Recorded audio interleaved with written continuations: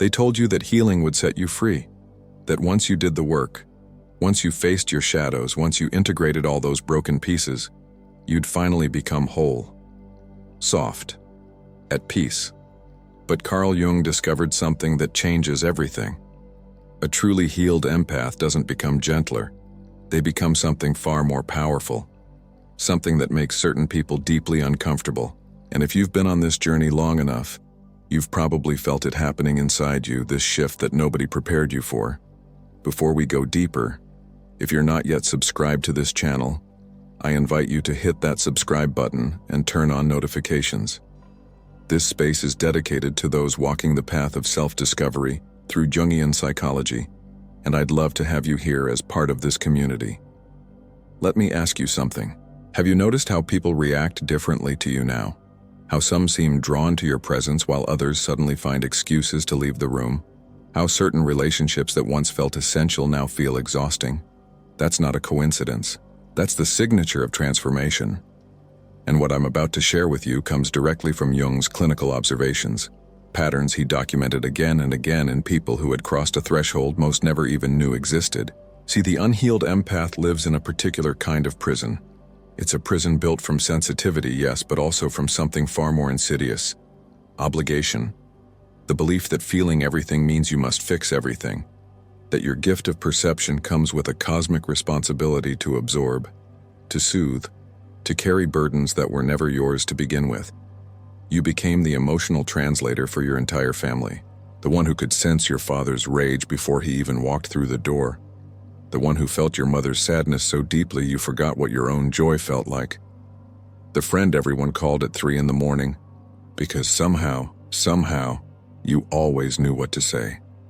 Jung called this unconscious participation. You weren't just living your life, you were living in a state of constant emotional communion with everyone around you, downloading their pain, their fears, their unprocessed shadows as if they were your own. And here's what breaks my heart about this stage. You thought it made you special. You thought it made you valuable. You built your entire identity around being the person who could handle what others couldn't. The strong one. The understanding one. The one who never needed help because you were too busy giving it. But let me ask you something, and I want you to really sit with this question. Maybe even pause this video and think about it before you continue. When was the last time someone asked how you were doing and you told them the truth? Not the polite version, not the "I'm fine, how are you" deflection. The real, raw, unfiltered truth about what's actually happening inside you. If you can't remember, or if the memory makes you uncomfortable, I'd love to hear about it in the comments. Your story matters here. Because that question reveals everything about the prison you've been living in. The unhealed empath exists in what Jung described as a state of perpetual self-abandonment. Every time you prioritized someone else's emotional reality over your own, every time you swallowed your truth to keep the peace, every time you ignored that voice inside you screaming that something was wrong, you were abandoning yourself. Not because you were weak, because you were conditioned to believe that your needs were somehow less important than everyone else's comfort. Think about the mechanics of how this operated in your life. Your partner comes home in a mood, and immediately your entire nervous system goes on high alert. You start scanning. What did I do wrong? What can I fix? How can I make this better? You don't even realize you're doing it anymore. It's become as automatic as breathing. Your colleague makes a passive-aggressive comment in a meeting, and instead of calling it out, you absorb it. You replay it in your mind for days, wondering what you could have done differently, how you could have prevented their discomfort.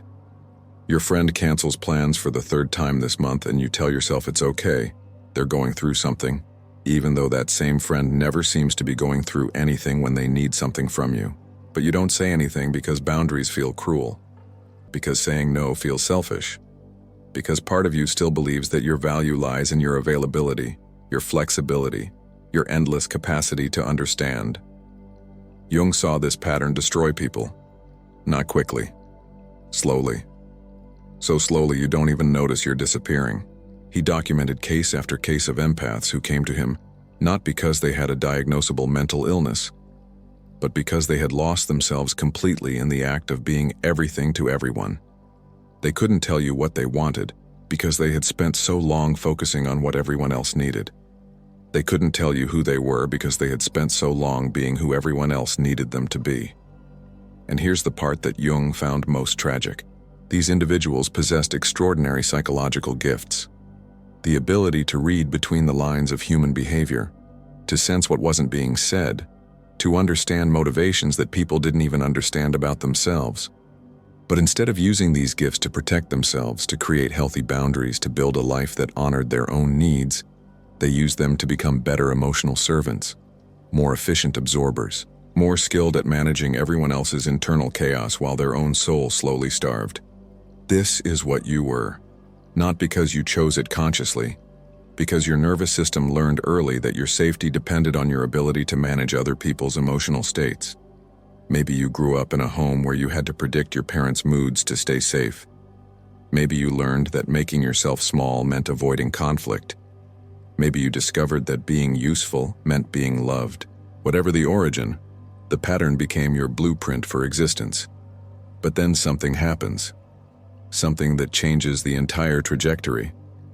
Jung called it the encounter with the self, but that term doesn't capture the visceral reality of what actually occurs.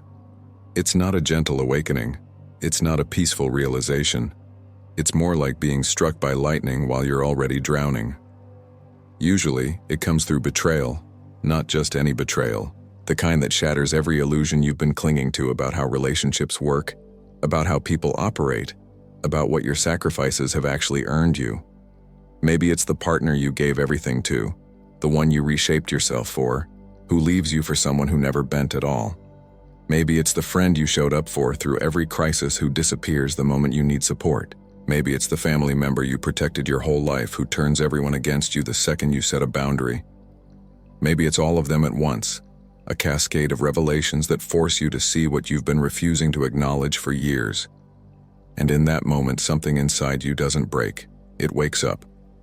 Because here's what Jung discovered, and this is crucial. That moment of devastating clarity isn't the end of you. It's the beginning of you, the real you, the one who's been buried under layers of conditioning and people-pleasing and self-abandonment. That breaking point isn't when you lose your mind. It's when you finally start trusting it. All those years you spent doubting your perceptions because they made other people uncomfortable. All those times you ignored your gut because believing what you sensed would mean having to take action. All those moments you absolutely knew someone was lying or using you or playing games. But you talked yourself out of it because confronting reality felt too painful. Those instincts weren't wrong. You were right every single time. And now, finally, you're ready to believe it. This is where the transformation begins. Not in becoming less sensitive, in becoming consciously sensitive. Not in shutting down your empathy, in directing it strategically. Not in building walls, in building discernment. Jung observed this pattern repeatedly in his practice. The moment when the empath stops questioning their own knowing and starts questioning everyone else's performance. When they stop absorbing emotional chaos and start observing it. When they stop participating in dysfunction and start documenting it. Your sensitivity was never the problem. The problem was that you were using it to serve everyone but yourself. You were taking this extraordinary gift, this ability to read human behavior with shocking accuracy, and weaponizing it against your own well-being. You became an expert in everyone else's psychology while remaining unconscious of your own patterns.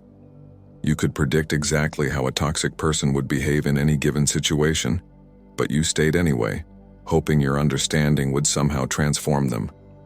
But the healed empath understands something the wounded one never could. Understanding someone doesn't mean you have to tolerate them. Seeing why someone behaves the way they do doesn't obligate you to absorb the consequences of their behavior. Empathy without boundaries isn't love, it's self-destruction. And this realization, this fundamental shift in how you relate to your own gifts, changes everything. Let me tell you what happens next, because this is where people get confused. They expect the healed empath to either become cold and closed off, or to return to their old patterns of overgiving with slightly better boundaries. But neither of those things happens. What happens is far more nuanced, far more powerful. The healed empath develops what Jung called differentiated consciousness. the ability to feel deeply while thinking clearly, to have compassion without losing themselves, to hold space for pain without taking ownership of it. Think about what this looks like in practice. Someone comes to you with a crisis, the kind of crisis that would have sent the old you into immediate action mode, scrambling to fix, to soothe, to solve. But now, something different happens. You feel their pain, yes, your empathy hasn't disappeared. But alongside that feeling is a question that never used to be there. Is this my responsibility? And more importantly, will my involvement actually help this person, or will it just enable them to avoid helping themselves? I'm curious about your experience with this. Have you noticed yourself asking these questions more? Have you caught yourself hesitating before jumping in to rescue someone? If so, drop a comment and share what that's been like for you. Because this shift, this movement from automatic helping to conscious choosing, it can feel lonely at first. It can feel like you're becoming someone you don't recognize. But you're not becoming someone different. You're becoming someone whole. The healed empath integrates what Jung called the shadow. But your shadow isn't some dark, evil part of yourself. Your shadow is every quality you were told to suppress. Your intelligence that made others feel stupid. Your ability to see through lies that made liars uncomfortable. Your anger at being used. Your capacity to say no. Your willingness to let people fail. Your talent for walking away without explanation. Your right to prioritize your own peace over someone else's comfort.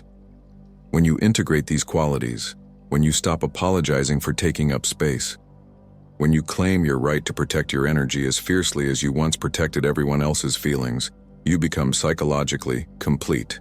Not perfect, not invulnerable, but whole. And wholeness is what makes you untouchable to the people who once had unlimited access to your empathy. This integration manifests in three distinct ways, three stages that Jung observed across countless cases of empathic awakening. And each one is more powerful than the last because each one represents a deeper level of self-possession, a more complete ownership of your psychological sovereignty. The first stage is what I call the mirror phase. The healed empath stops absorbing your emotions and starts reflecting them back to you. They're not a sponge anymore. They're a mirror. And not the kind that lies to make you feel better. The kind that shows you exactly what you are. Imagine you're someone who spent years using empaths as emotional dumping grounds. You complain, they listen. You project your insecurities, they take responsibility. You create drama, they manage it. This has always worked. Your entire relationship dynamic is built on their absorption of your chaos. But then something shifts. They heal. And suddenly, nothing works anymore. You try your usual tactics. The guilt trip about how they've changed. The passive-aggressive comments designed to make them doubt themselves. The manufactured crisis that demands their immediate attention and energy. But instead of absorbing it like they used to, they just look at you. Really look at you. And in that gaze, you see yourself. Not the version you pretend to be. Not the carefully crafted image you present to the world. The real version. The insecure, manipulative, emotionally stunted version you've been running from your entire life.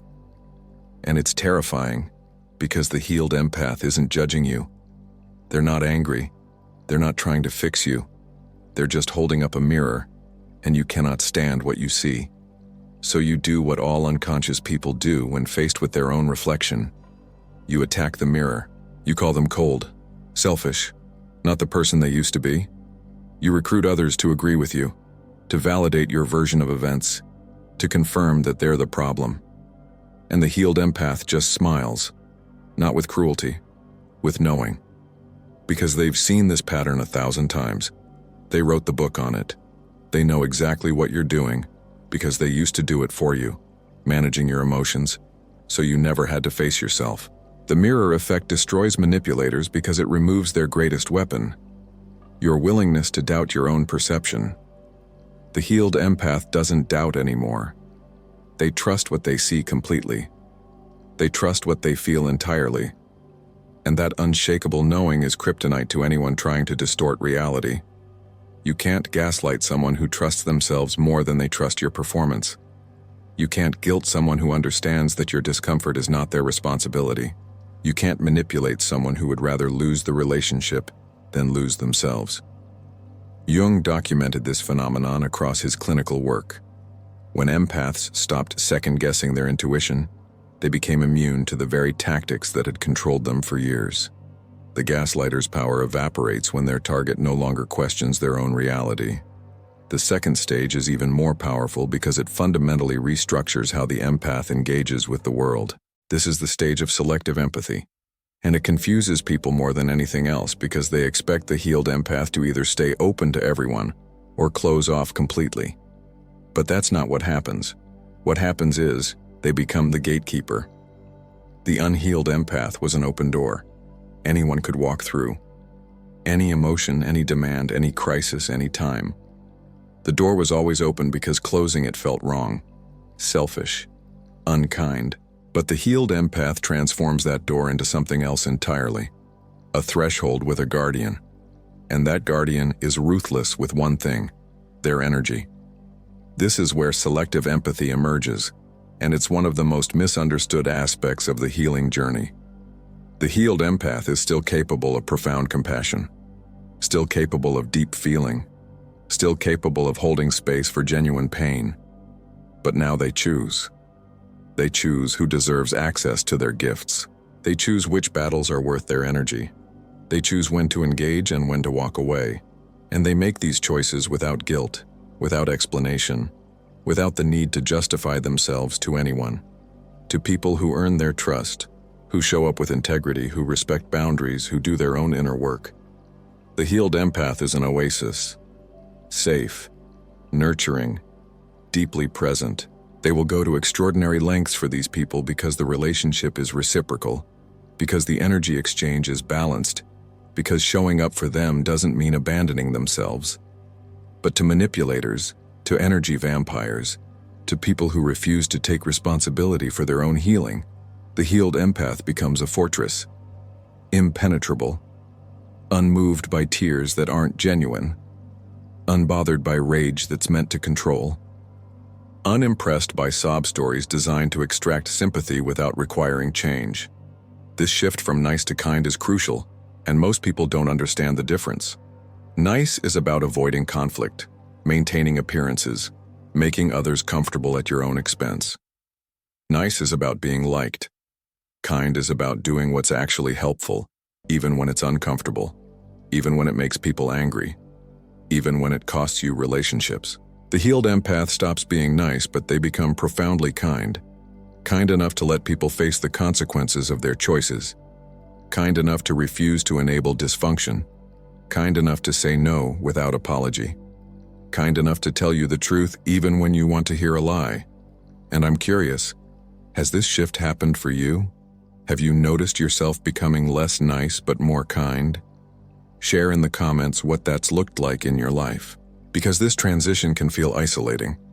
People who benefited from your niceness will call you mean. They'll say you've changed, and they're right. You have, but not in the way they think.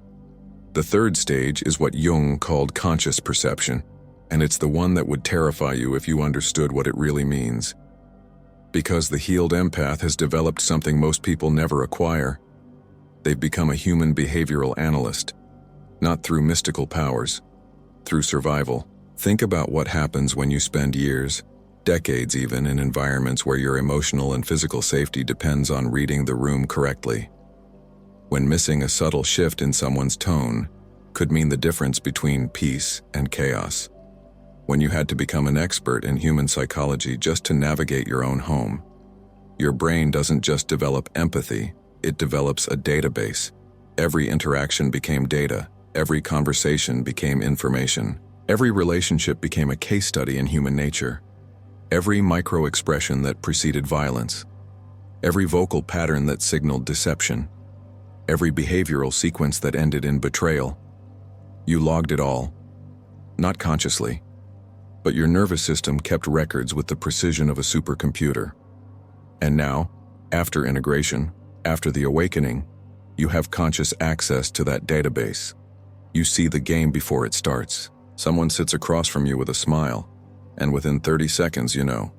You know they're lying about where they were last night. You know they're about to ask for money they won't pay back. You know they're setting up a manipulation 3 moves ahead. You don't know because you're psychic. You know because you've seen this exact pattern play out 100 times before. The micro-expressions never lie. The energy never lie. The behavioral sequences never lie. This is what Jung meant by differentiated perception. The healed empath doesn't just feel more than others. They process emotional and psychological information at a level most humans never reach. They're operating with a framework that took years of pain to develop, but now functions like a sixth sense. And here's the twist that makes this truly remarkable. The healed empath understands manipulation mechanics perfectly. They could manipulate you easier than any narcissist ever could. They know exactly which buttons to push, which wounds to exploit, which fears to activate. They have the blueprint. They have the skill. They have the knowledge, but they choose not to use it destructively. Jung spent years studying why some empaths integrated their power benevolently while others turned it into a weapon. He found the difference came down to one thing: conscious choice. The healed empath who maintains their integrity makes a daily decision to use their gifts for good. They see the shortcuts. They know how easy it would be to manipulate their way through life.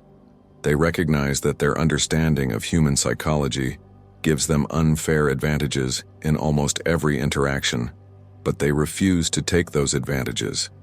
Not because they're weak, because they're strong enough to choose a harder path. This is what Jung called moral courage. It's easy to be good when you lack the capacity for harm. It takes a completely different level of development to have the capacity for manipulation and choose truth instead. To understand exactly how to destroy someone and choose compassion.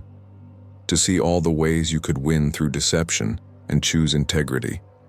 The healed empath becomes what Jung described as the individuated person, someone who has integrated both light and shadow, who has the capacity for both profound gentleness and ruthless precision, who can be soft or fierce depending on what the situation requires.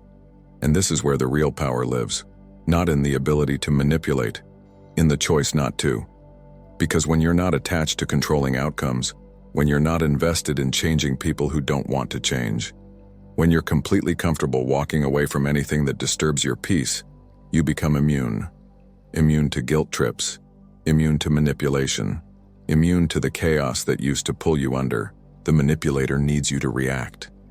The healed empath doesn't need anything from you, and that imbalance of need is where all the power lives.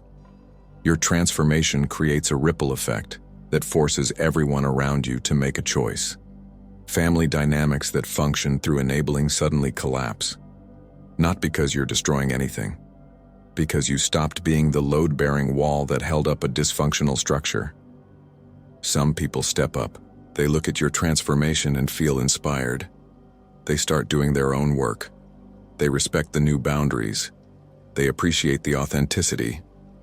These relationships deepen and become more real than they ever were before. But others reveal their true nature. They escalate, they rage, they play victim. They recruit others to make you the problem. Because if you're the problem, they don't have to change. And this is where your real power shows. You don't defend. You don't explain. You don't try to convince anyone of your worth. You just observe. You watch people reveal themselves through their reactions, and you make decisions accordingly. Not with anger, not with bitterness, with clarity. The healed empath becomes capable of profound love because they're no longer afraid of profound loss. They can let go of anyone who doesn't align with their truth, and that freedom makes them magnetic to healthy people and repulsive to toxic ones. Your sensitivity was never a weakness. It was a weapon waiting to be forged.